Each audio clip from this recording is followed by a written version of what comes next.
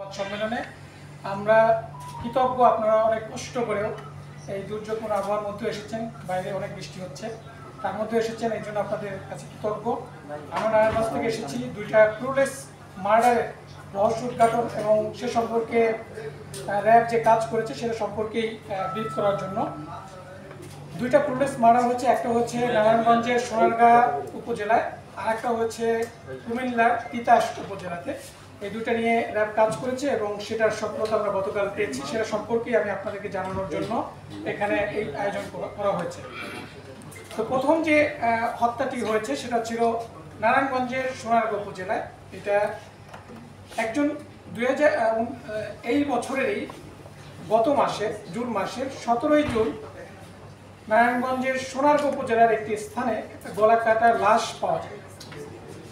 সেই লাশটা পাওয়ার পরে এটা নিয়ে বিভিন্ন সোশ্যাল, প্রিন্ট, ইলেকট্রনিক সকল মিডিয়াতে ব্যাপকভাবে এটা আলোচিত হয় এবং এটা নিয়ে এলাকায়ও এই হত্যাকাণ্ডের রহস্য উদ্ঘাটন এবং তার বিরুদ্ধে তার আইনানুগ ব্যবস্থা গ্রহণ করার জন্য এলাকাবাসী এটা নিয়ে মানববন্ধন পর্যন্ত করে। এরপরে আমরা ঘটনাস্থল ভিজিট করি, পরিদর্শন করার পরে আমরা এটা রহস্য উদ্ঘাটন নিয়ে আমাদের গোয়েন্দা কার্যক্রম চলমান থাকে। আমরা কার্যক্রম শুরু করি এবং এইটা ছিল আমাদের 4 নম্বর আসামি এবং যে কিনা প্রধান আসামি। ঘটনাটি ঘটে 2025 সালের জুন মাসের 17 জুন। এই ঘটনাটা ঘটে মূলত একটা আধিপত্য বিস্তারকে কেন্দ্র করে। আমাদের যে ভিকটিম তার নাম হচ্ছে রতন। তিনি রূপগঞ্জ এলাকার একজন বাসিন্দা, বা তিনি তার পরিবার নিয়ে ভাড়া থাকতেন সোনারগাঁতে। তার সাথেই মাদক ব্যবসা এবং আরও অন্যান্য যে অবৈধ কার্যক্রম সেটা নিয়ে দ্বন্দ্ব ছিল রূপগঞ্জেরই আর একজন ব্যবসায়ী, মাদক ব্যবসায়ী যার নাম হচ্ছে ইউনুস। তার সাথে একটা দ্বন্দ্ব ছিল। সেই দ্বন্দ্বটার পরিপ্রেক্ষিতে 2022 সালেও তাদের মধ্যে একটা মারামারি হয়েছিল এবং এটা নিয়ে মামলাও হয়েছে।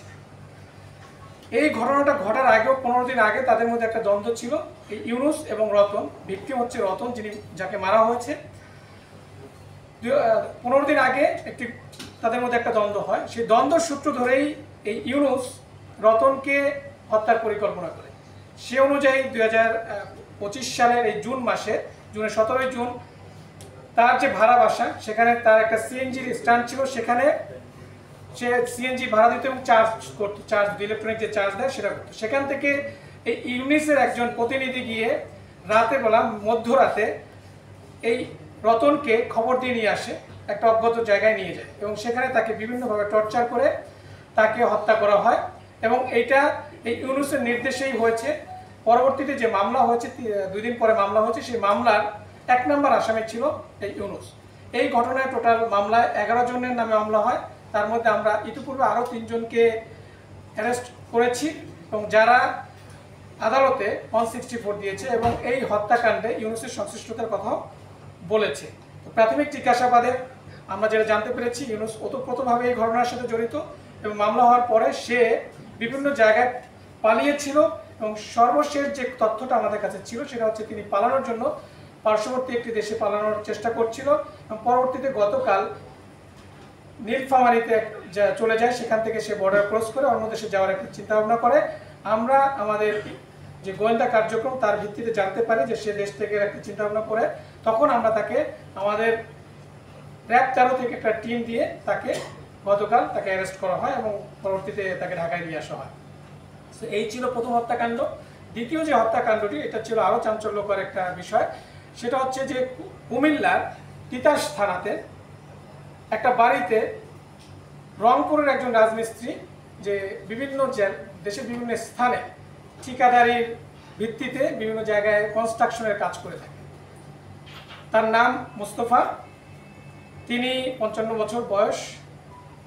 সেই সুবাদেই তিনি কুমিল্লাতে একটি বাড়িতে, তার এরকম একটা 2তলা বাড়ি ছিল, সেই 2তলা বাড়ির কনস্ট্রাকশনের কাজে লিপ্ত ছিল এবং এটা প্রায় শেষের দিকে। তার কাজ যখন ভালো হয় এটা দেখে আরও কিছু সে কন্ট্রাক্ট পায়। এই কন্ট্রাক্ট পাওয়ার পরে তার কাজ প্রায় শেষ হয়ে যাচ্ছিল এই কুমিল্লা থেকে, সে চলে যাওয়ার প্ল্যান করে। বাট পরবর্তীতে তার আরেকটা কন্ট্রাক্ট পাওয়ার পরে সে নতুন একটা বাড়ির কাজ ধরে। সেখানে কাজ করার সময় সে চাঁপাইনবাবগঞ্জের আরও 2 জন মিস্ত্রিকে, যেহেতু সে একজন কন্ট্রাক্টর টাইপের ছিলেন এবং রাজমিস্ত্রি ছিলেন, তিনি অন্যান্য বিভিন্ন জায়গা থেকে আরও মিস্ত্রি নিয়ে এসে তার এই কার্যক্রমগুলো করাতো কনস্ট্রাকশনের কাজে। তো এখানে দুইজন ছিল, একজনের নাম আহমদুল্লাহ এবং আরেকজনের নাম মুস্তাকিম, যাদের বাড়ি চাঁপাইনবাবগঞ্জ, যারা এই ঘটনার 6 দিন আগে তাদেরকে চাঁপাইনবাবগঞ্জ থেকে এই তার কনস্ট্রাকশনের কাজের জন্য নিয়ে আসা হয়।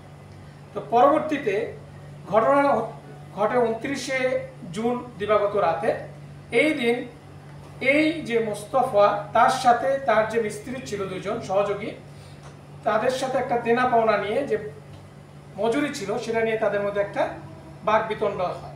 বাক বিতণ্ডার এক পর্যায়ে এই মোস্তাকিম এবং আহমদুল্লাহ তাকে মারধর করে, ঘুষি দেয়, বিভিন্ন করে, অত্যাচার করে, টর্চার করে। একটা পর্যায়ে তাকে তার সাথে থাকা প্রাথমিক জিজ্ঞাসাবাদে এটা যেটা জানতে পেরেছি আমরা, ছোট একটা লোহার টুকরা দিয়ে তার চোখে আঘাত করে এবং সেখানে ব্লিডিং হয়।